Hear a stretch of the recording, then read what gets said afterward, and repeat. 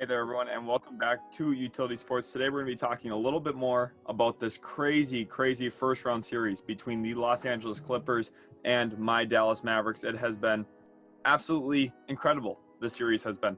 Every single game has been won by the road team so far through the first 6 games. That must be the first time in history, at least very, very rare, to begin this series with 6 straight wins by a road opponent. Of course, I think COVID does play into this a little bit. The American Airlines Center has been pretty loaded with about 19,000 fans. However, Staples Center, a lot smaller capacity right now because of some California legislation. So, of course, that is impacting some of their home games.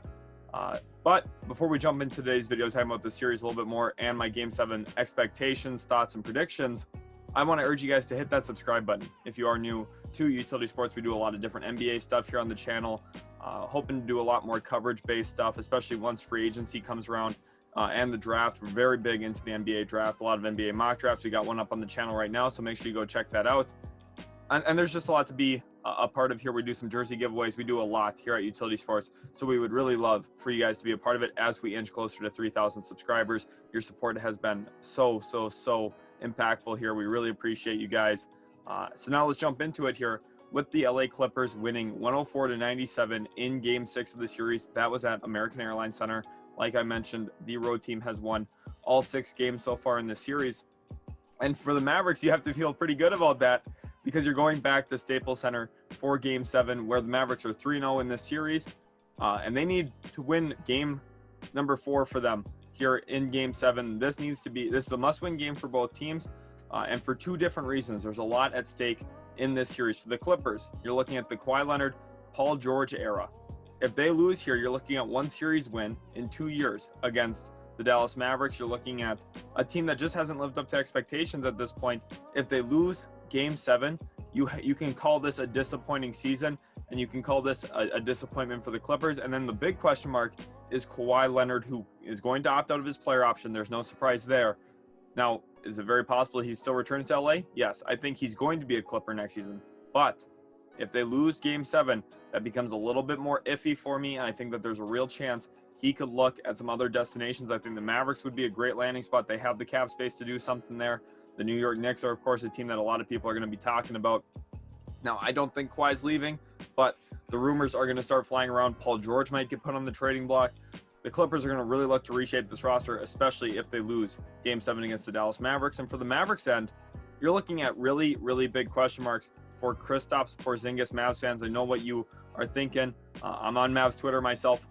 People aren't happy. Rick Carlisle's a lot to blame for Kristaps Porzingis' lack of success in the postseason here. He's getting used as a floor spacer, to be completely honest with you. We're paying him like a superstar. He is a star, in my opinion. I really do believe that in the last year and a half or 2 years, when Luka Doncic has been out, he averages 28 and 12. It's all about usage, the way he gets his touches, the frequency of his touches, and how the offense runs. Of course, when Luka's on the floor, we want to run through him. But there has to be some give and take there where Kristaps Porzingis gets to do some of the things that he's really good at, where he's really gifted. We have a video up on the channel breaking this down a little bit more ways. I think that Rick Carlisle could use Kristaps Porzingis a little bit more efficiently. So make sure to go check that out as well. And it talks about Kristaps' future with the Dallas Mavericks a little bit more too. Do I think if they lose Game 7, that he's going to get traded? 100%. I think that he's gone this offseason. Just looking at how he's been as a Dallas Maverick and their thought of his fit with Luka Doncic, I don't think it looks good from the front office. Now, if they win this series and go on to win another series, he's for sure safe. But if he comes out in Game 7, has another less than 10-point performance, less than 15-point performance, I just don't see him being back at his price tag. I think they're going to move him, try and attach Josh Richardson with him, do a couple different things to free up some cap space. Kind of ironic because this is what the Knicks ended up doing. They used Kristaps Porzingis to attach cap space. Maybe the Mavericks are in a similar situation at this point. I hope they don't trade him. I think he's a phenomenal player. I just think he's not getting utilized to his fullest potential at this point. But now, moving into Game 7 specifically, the Los Angeles Clippers are going to have to run through Kawhi Leonard again. He was absolutely phenomenal. He shot 18 to 25, scored 45 points, limited Luka Doncic on the other end of the floor quite a bit. Of course, a lot of raving about Kawhi Leonard's performance, and for good reason. He was absolutely spectacular all Game 6, and he's going to have to do it again. in Game 7. The question mark for me for the Clippers is who's going to be that X factor player in Game 7, because Reggie Jackson was that in Game 6, played very, very well, especially to open the game, kind of kept that Clippers lineup afloat at the beginning of the game. First quarter, ended up scoring over half their points in the first quarter. I believe he had 14 points on 6 of 8. One of those misses was a heave. So very, very successful first quarter for him. For the Clippers, I think Luke Kennard has to play better. He got to have really his first run of the series in Game 6. And I think that's something they should go back to in Game 7. I think he's a big part of this team. I was confused why he was getting did not plays. In the first half of the series, I thought he should have been in the game fairly consistently. I think he should be getting 10 to 20 minutes a night for this Clippers team. And I think Rajon Rondo is the big X factor in Game 7. He's going to want to stick it to the Dallas Mavericks. He has not played well the last 2 games at all. I think Game 7 is the game where he turns into a little bit more of that playoff Rondo that we're accustomed to seeing. And he's going to help this Clippers team try and beat the Dallas Mavericks. I think Game 7 is going to be a very, very close game. And for the Mavericks, the X factor is going to be, of course, Tim Hardaway Jr. It has been all series long. When he is on, we are firing on all cylinders. Tim Hardaway Jr. is playing like the second best player on this team. And you have to look at Jalen Brunson right now. It's a little disappointing in this series. I thought he was going to have a bigger impact than he's had. He was out last year in the bubble, did not get to play because of his shoulder injury. I thought he's going to be the big addition into this lineup that we could possibly beat the Clippers. And so far, he just hasn't really lived up to that. He's been pretty solid when he's on the floor with Luka, but when Luka goes off the floor, this Mavs offense has struggled. I believe we're shooting about 35% from the field with Luka off the floor in the 44 minutes he has not played so far in this series. And the one issue for both of these teams is you're looking at your star players accumulating a lot of minutes in round 1 of the playoffs here. Kawhi Leonard's playing over 40 minutes a night. Luka Doncic is playing over 40 minutes a night. I think these are the 2 best teams in the Western Conference, to be completely honest with you. No disrespect to the Suns, no disrespect to the Utah Jazz or the Denver Nuggets. But at the end of the day, I think the Clippers are the most talented defensive team. I think that when it comes down to getting a stop at the end of the game, they have the best defensive unit on the floor. I also think that Kawhi Leonard and Paul George can snap for 35, 40 points at any given time. I've seen them do it in person. I know that they can do it. Paul George, I think he's madly underrated. I think this Clippers team is probably the best team in the West. And I think the Dallas Mavericks are right behind them because of how great Luka Doncic is. Now, there's no denying that both of these teams do have a couple flaws. It's not that they're the perfect team out in the West. I don't look at them the same way I look at Brooklyn out East, which is, basically a well-oiled machine.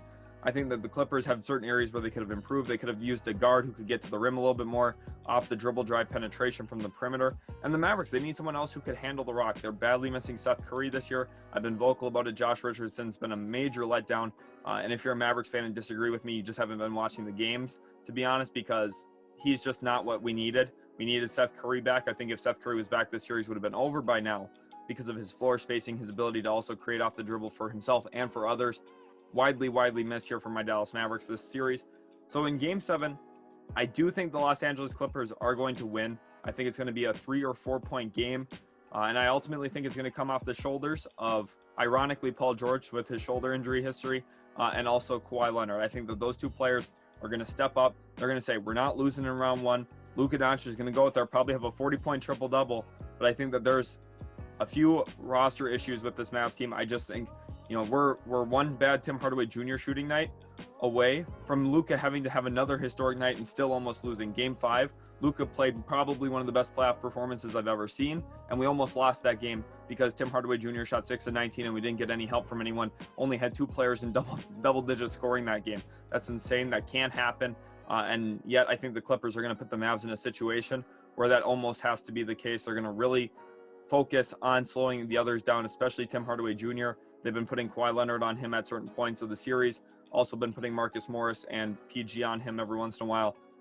I think the big X factors to watch, Tim Hardaway Jr. for the Mavericks, and also Luke Kennard and Rajon Rondo for the Clippers, especially Rajon Rondo. I think he's the biggest. I see the Clippers winning in Staples Center. This has been a phenomenal series, best series of round 1 for sure. These 2 teams are very evenly matched, I think. Luka Doncic is showing that he's a top 3, top 4 player in this world.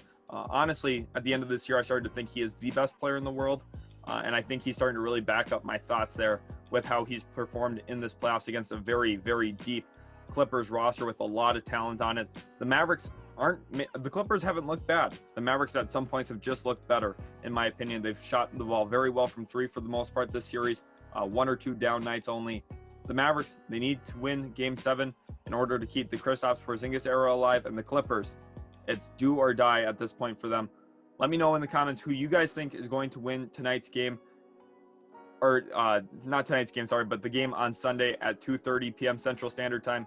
I would love to hear your thoughts. Is it going to be the Clippers, or will the Dallas Mavericks upset the Clippers in LA, make it 7 games in a row that the road team wins? A lot to watch. Hopefully you guys did enjoy today's video. If you did, leave a thumbs up on this video, and also subscribe if you are new to Utility Sports. Thanks again, guys, so much for watching, and we'll catch you in the next video.